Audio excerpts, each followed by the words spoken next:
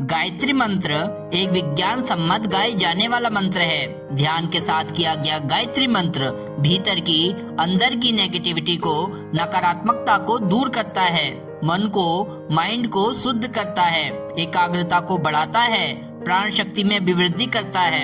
यह मंत्र हमको ब्रह्मांडीय चेतना से कनेक्ट कर देता है।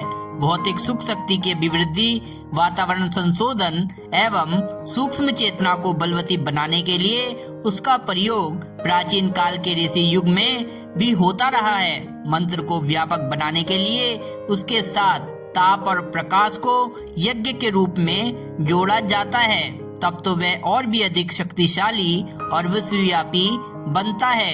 श्रुति कहती है, गयान प्राण त्रायते सा गायत्री, जो प्राणों की रक्षा करती है वह गायत्री है। गायत्री मंजरी में शिव जी कहते हैं, हे पार्वती, समस्त योग साधनाओं का मूलभूत आधार गायत्री ही है।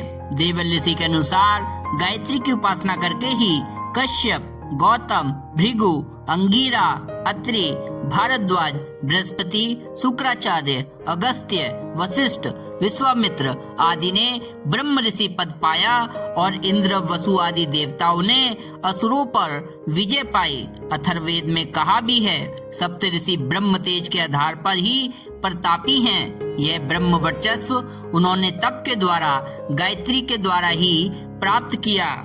देवी भागवत में उल्लेख आता है, जिसे ब्रह्मत्व, ब्रह्म तेज प्राप्त करने की इच्छा हो वो गायत्री महाशक्ति की उपासना करे। जिसे अन्य कामनाओं की ललक हो वे अन्य देवताओं को पूजे। गायत्री उपासना से साक्षी बुद्धि, ऋतंभरा प्रज्ञा का उदय होता है। यही वेदों का सार है। पापों से निवृत्ति और पवित्रता की सिद्धि इसी से मिलती है। ब्रह्म तत्व की उपासना करने वाले के लिए यही साक्षात ब्रह्म है। यह शिरोमणि मंत्र है। इससे बढ़कर तंत्र या पुराण में कोई भी मंत्र नहीं। इसी में आगे कहा गया है कि गायत्री ब्रह्म तेज रूप है, पवित्र एवं संस्कार स्वरूपिणी है। आत्म शुद्धि के लिए उसी की उपासना करनी चाहिए। सावित्री गायत्री का गूढ़ मर्म और रहस्य जानकर जो उसकी उपयुक्त उपासना करता है वो ब्रह्मभूत ही हो जाता है। सार यह है कि गायत्री ब्रह्म रूपिणी है। ब्राह्मणत्व की स्थापना मतलब ब्रह्म शक्ति की प्राप्ति, उसकी स्थापना के लिए उसकी उपासना करने का निर्देश देते हुए कहा गया है। ब्राह्मणत्व की स्थापना के लिए गायत्री की उपासना करें। इसी से द्विजत्व मतलब दूसरा देव जन्म भी प्राप्त होता है। स्कंद पुराण में महर्षि व्यास का कथन है कि गायत्री ही तप है, गायत्री ही योग है, गायत्री सबसे बड़ा ध्यान और साधन है। इससे बड़ा सिद्धिदायक प्रयोग और कोई नहीं है। परासिद्धि प्राप्त करने के लिए सर्वश्रेष्ठ गायत्री को ही जपना चाहिए। गायत्री को सर्व सिद्धि प्रदाता कहा गया है। इस जड़ चेतन जगत में गायत्री ही शक्ति रूप से विद्यमान है। वही सोम और सावित्री भी हैं। साधना क्षेत्र में इसी को जीवनी शक्ति, प्राण ऊर्जा, कुंडलिनी शक्ति आदि नामों से पुकारते हैं।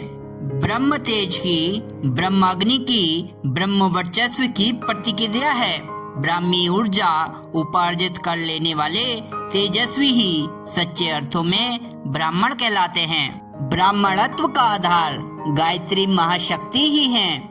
ओजस, तेजस व वर्चस्व की उपलब्धि गायत्री साधना के क्षेत्र में प्रवेश करने पर ही हस्तगत होती है। अथर्ववेद में गायत्री की स्तुति की गई है, जिसमें गायत्री को आयु, प्राण, शक्ति, पशु, कीर्ति मतलब प्रसिद्धि, धन तथा ब्रह्म तेज प्रदान करने वाली कहा गया है।